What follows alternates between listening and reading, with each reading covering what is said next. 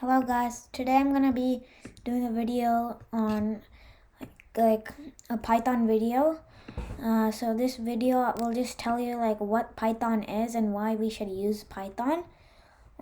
Python is an easy programming language that is very useful when you want to make like graphics, or you want to just make some you want to print stuff, and it also has a nice interactive shell. And it has, if you want to make some like pictures, you can do that using this module called Turtle, which I'll be teaching in later videos. So in this in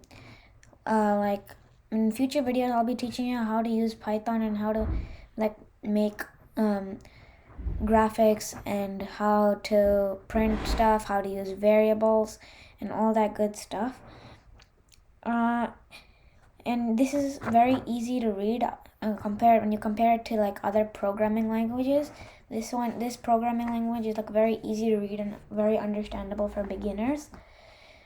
So that's why I'm going to be teaching you Python.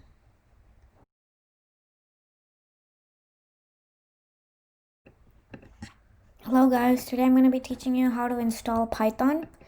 I already have it, so I already have installed Python, so I'm just going to teach you how to install it if you don't have Python. So first thing you have to do is you have to go to python.org.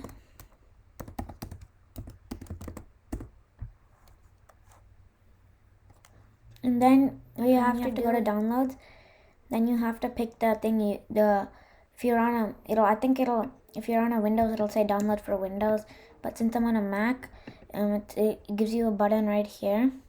So what you have to do is press this button, but I already have Python, so I don't need to press it. But if you are Windows, you can just go here, and then you can just press the latest Python release. Then you just press that, and then if you're on Chrome, it'll come on the bottom right. It'll come right over here, like a rectangle right here. And then when there'll be a little arrow on the right of that. So then you just press that arrow, and then you just say open in Finder if you're in Mac. If you're on Windows, then you can just go to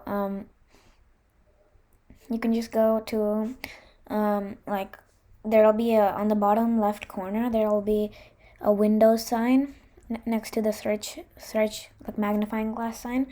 So when you press the Windows sign, you can just scroll down, and then you can find the download idle. It'll be called IDLE.